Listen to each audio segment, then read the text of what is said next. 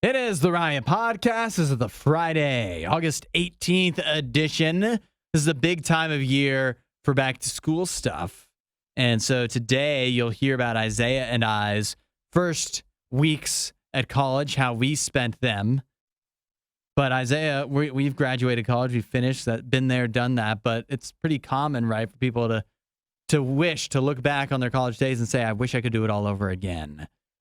I'd love to relive it. If you could go back and do it all over again, where would you go to college? Would you go to the same place, or would you switch it up? What would you do differently? I liked my college experience a lot. Mm-hmm. I went to a really fun school in downtown Indianapolis. It was a great location. But if I were to go back and do it again, I would select differently, I think. Okay. But it depends. When I look back, it depends on what I'm picking school based off of. Okay. Because if I'm picking school based off of the job that I want, Yeah. then I would have went to Syracuse. Yeah. That's where anybody in our line of work pretty much would go. That would be the top place. I looked at the exact same thing. I'm a Syracuse fan when it comes to sports too. So yeah, Syracuse would be job-wise, and think of the connections that you would get from going there. So that makes a lot of sense for each of us. Yeah, because they have a great broadcasting program there. That would have been my dream college when I was getting ready to go to college.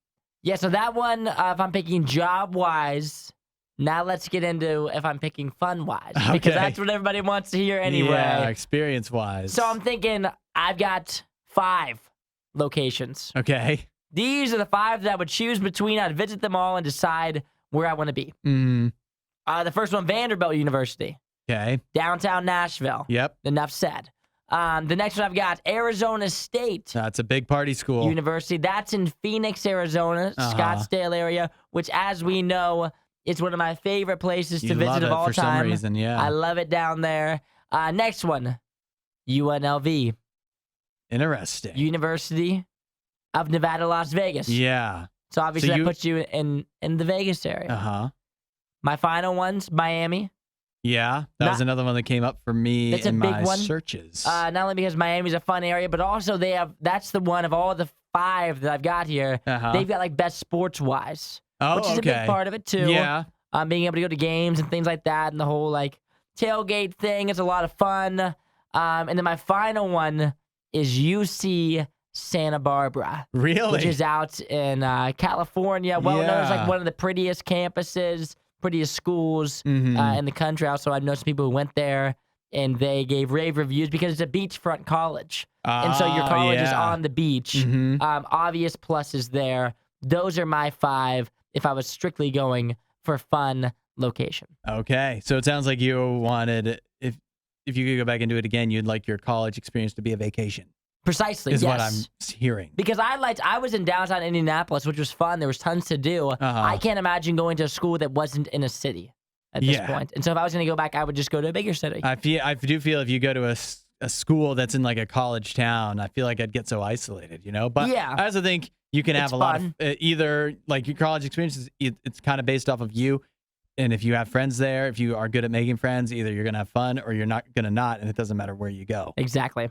For me, Miami also came up because obviously great location, and they also that would be a mix because supposedly, I didn't even know this, but they have a pretty good broadcast journalism program. So nice. That'd be nice. I also learned that about South Carolina, the University of South Carolina, which seems like that'd be a fun place to go as well. SC. Yeah. And then this other one, this is off the board, but talking about pretty campuses, I know some people who went to Coastal Carolina. Oh, yeah, it's a big one. And they seem to enjoy that, although I don't know how much it helped them in life. But I think that'd be a fun choice as well, just based off of the people I know that went there. Yeah, it makes sense. I've heard that one a lot too. As And being the a pretty, locale. yeah, location and a really pretty campus. I knew one girl played softball there, and she raved about Coastal Carolina. Yeah, they're on they're up and coming. I would say, in the sports arena, anyways. So there you go. If we had to do it all over again. If we did have to do it all over again, and where would we be where would you be if you went to UC Santa Barbara now? I have no idea. I wouldn't be here, that's probably. tough to say. I'd be somewhere else, probably, on a completely different path. If I went to odds are, Syracuse, I'd probably be, like, hosting the Emmys. Who knows? It's the RIOT Podcast. Add a little riot to your Instagram feed. Follow at RadioU Official. The Riot. Radio U. But I got some bad news for tomato fans. Did you know there's a worldwide tomato shortage? I didn't know that. Neither did I. But now I've discovered that that it is an issue. It's in fact gotten so bad that in India, Burger King has decided, this is how they put it, to put tomatoes on vacation for a little while. They're giving tomatoes a little break from some of their menu items, their wraps and burgers, because the prices of tomatoes internationally have skyrocketed because there's a shortage of tomatoes due to heavy rains. It looks like monsoon season and whatnot. It's disrupted crops and supply chains. Therefore, ipso facto, no more tomatoes on the menu at Burger King in India for the time being. Dang. For me, I'm okay with it. Yeah? The tomato is probably a bottom 3 vegetable for me. Uh-huh. I am not a fan of the tomato. On a burger, on a wrap, on anything. I am tomato-less in my life. Now, I'll tell you that I agree with you on that. That tomatoes, just a raw tomato, a slice of tomato on a sandwich or a burger, I'm going to take that off every single time. It actually really bothers me. I hate it. Yeah. I don't even want it to be on there in the first place. Slimy and gross. It's all juicy. Yeah. You never get the flavor away. You can't get it away. Yeah. When they say just take it off, it's not the same. I'm telling you right now. Yeah. Don't be the guy that says just peel it off. I like it's one of those things you can't peel off. I like when pickles are on and then I peel them off, even though I don't prefer pickles. I like having the pickle juice on there. But you're right. Even having the tomato juice left on my bun. No touchy touch. Yeah. I don't want any tomatoes and I don't want any tomato juice on my buns. But, Isaiah, you know how this works, right? First they come for the slices of tomato and we say nothing. But then they come for the ketchup. And Nene gets really upset. And you and I are also displeased. I do eat ketchup from time to time. Uh-huh. It wouldn't be life-changing for me to no longer have ketchup because it's not my favorite sauce. As we know, that's barbecue sauce. But, Isaiah, what is barbecue sauce made of? One of the core ingredients, oftentimes. It's ketchup. Ketchup, tomato sauce. Oh, no. This is a disaster. This could tilt the axis of the earth if the tomato shortage continues and spreads worldwide to where it affects us. You know what else has tomatoes in it? Uh-oh. Tomato soup.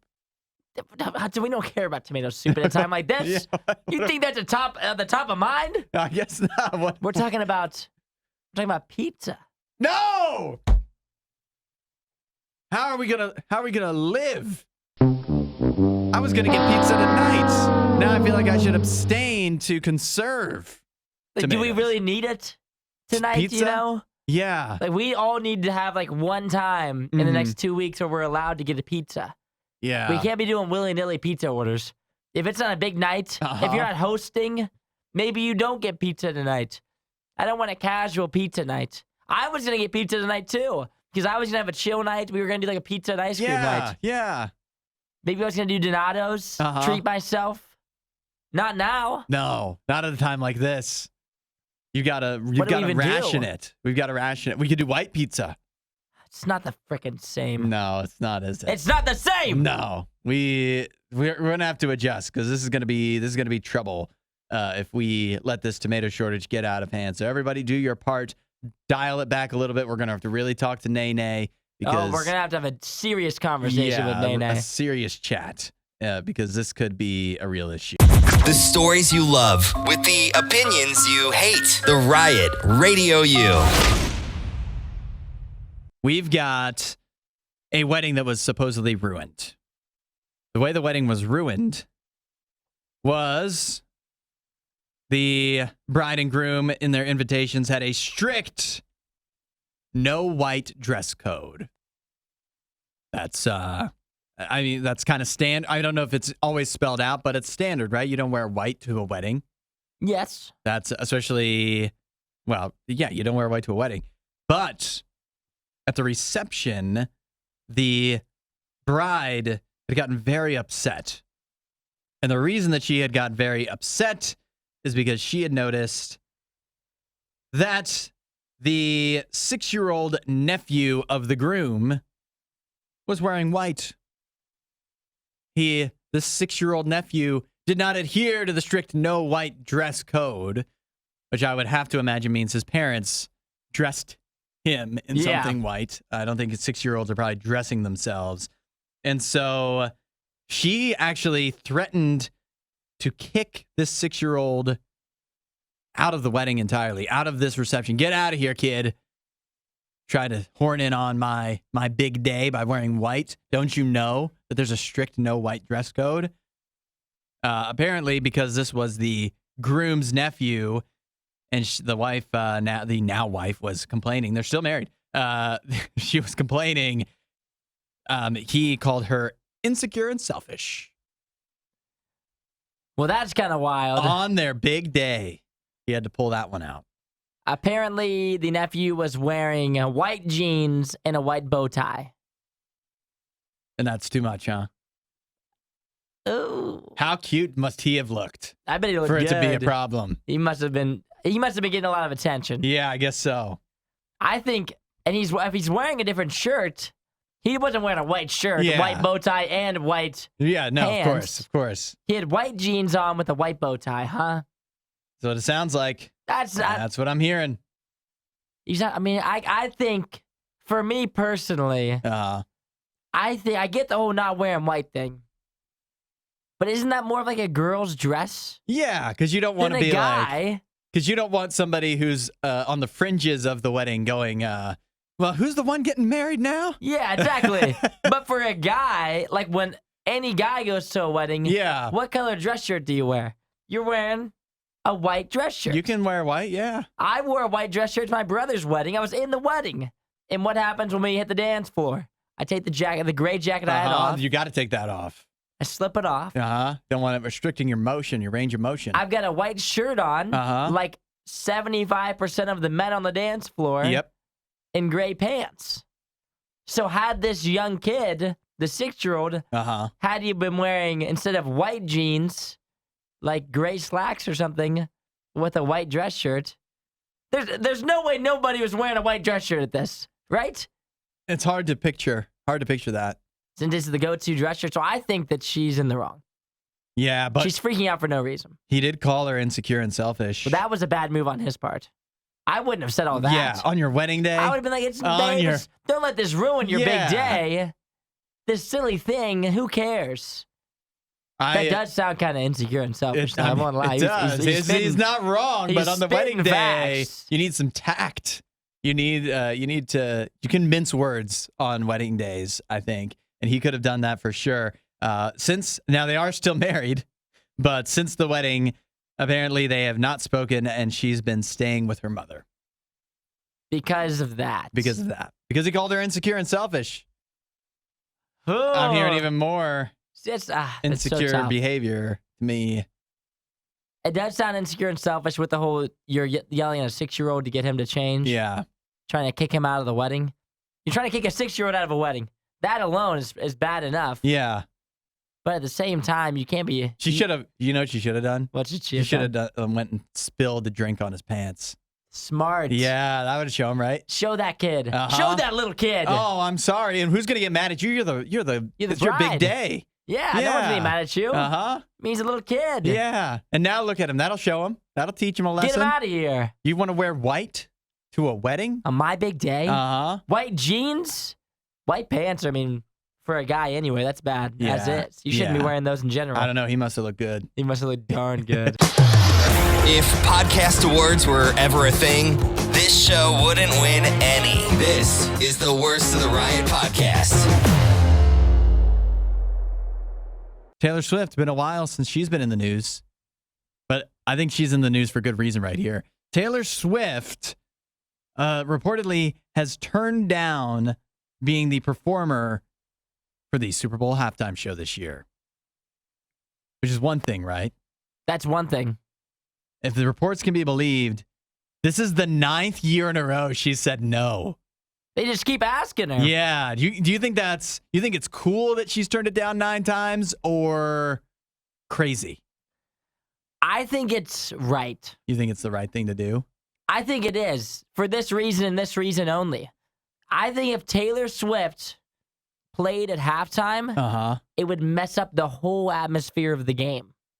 She can't perform there. Because her fans would collide with Super Bowl like football fans, Yes. and it would be, yeah, I could see that. I can see think that. about what her whole Eras tour has been like, where she's been selling out arena after arena for ridiculous prices. You think that her fans wouldn't go to the Super Bowl? You're right. The Swifties would buy the tickets, and then people that wanted to go for the game wouldn't be able to go. Yeah, and the atmosphere would be all wrong. Way off. Yeah, not that the Super Bowl usually has the best like stadium atmosphere, from what I understand. Anyways, it's, since it's so expensive, very corporate. But at the same time, though, they're not all Swifties that are in there. No, that's definitely. And so I think that the Swifties, yet again, this is props to them for being such diehard fans. That Taylor Swift, she can't perform. Big of you. She can't. I know. I've been hating on her, but she can't perform at the Super Bowl halftime show because they will go to the game to see her perform, and then it'll just throw everything off. So they need to go to her Eras tour, and we need to keep her separate from this. She's too big. If that's really true, then that's very. She has a lot of respect for the NFL and the Super Bowl. Well, you gotta respect the game. You gotta respect the game. I think it's kind of cool too that just the Super Bowl halftime show, apparently you don't get paid for it. Like the NFL doesn't pay you anyways. It doesn't mean there's not money that you see, but you don't get paid to do the halftime show. She doesn't need it, obviously. She's very big. But the question is, then we still need a halftime show for the Super Bowl, right? Right? Yeah, we do. I don't answer that because maybe we don't. Maybe we don't need a halftime performance. But if we do, why don't you text in your thoughts on who you think should be the Super Bowl halftime act? And I'm open to anything. Let's get creative here. Oh, I know. I think there's no wrong answer. So 8772 Radio U. Go ahead, text on in if you've got a good idea for who should be doing the Super Bowl halftime show this year, since Taylor Swift's not going to do it. And oh, by the way, Ed Sheeran also said he's not going to do it. Thank goodness. Darn it. Radio U's Worst of the Riot podcast. The question is, who should be the act at this next Super Bowl 58, because Taylor Swift evidently has turned down the NFL's offer to do it for the 9th year in a row. So a few people getting in. Here's a good choice from D texting in saying Lecrae. Nene would like that. Nene be all over that. I'm with it. I like Lecrae too. I think he'd put on real high energy show. I think that'd be good. So that's a good option. Ashley texting in, clearly this is a joke, right, Ashley? The Wiggles.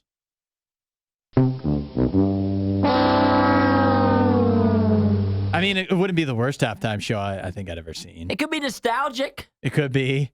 And you know what? Very easy to sing along. Everybody would be up and moving for that one. Well, they'd be wiggling. Yeah, they would. Yeah, they would.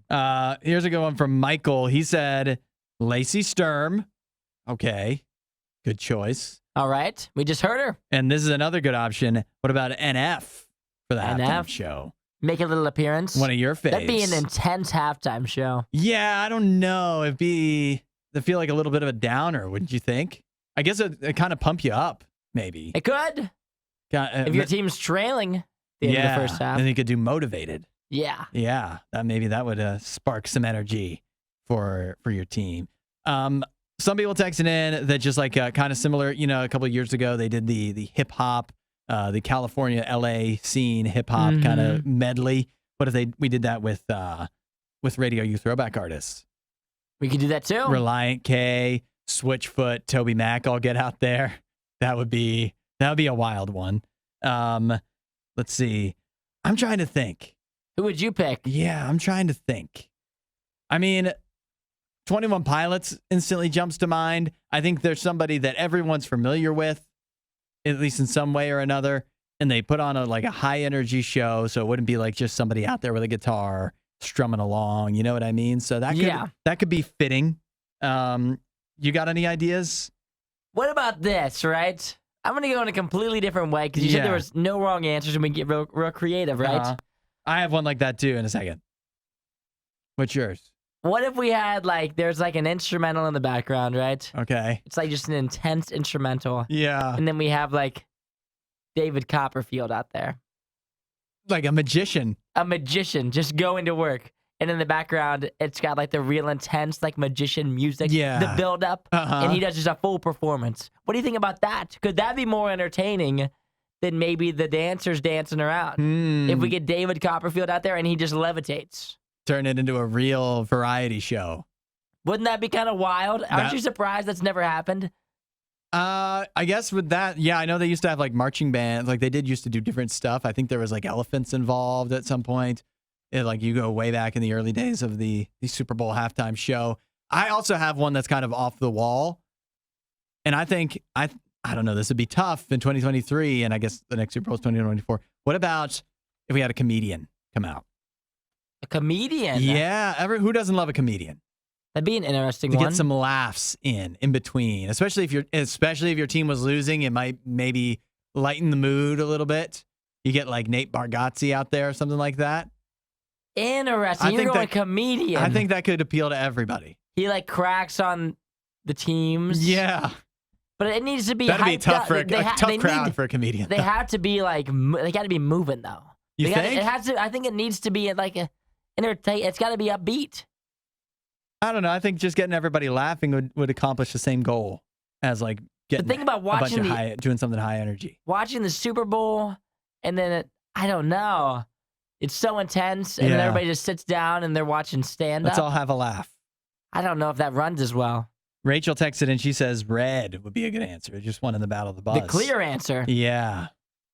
I like it. I think, I think the majority of Radio U artists, there's probably some that are a little too intense for a nationwide audience to be able to handle, a worldwide audience. But I think a lot of Radio U artists could fit the bill, I think. Yeah, Robbie texted in. He also said Lacey Sturm. Suzanne texted in. She said, just turned on the radio. Have no idea what you're talking about, but I am in full support of David Copperfield with an orchestra behind him. Yes, an orchestra. That's what I'm thinking. Something behind him. A live orchestra, not just a soundtrack. Yes. I like the way you're thinking. Yet again, none of these ideas. I've seen much worse Super Bowl halftime shows than everything we've mentioned. Yeah.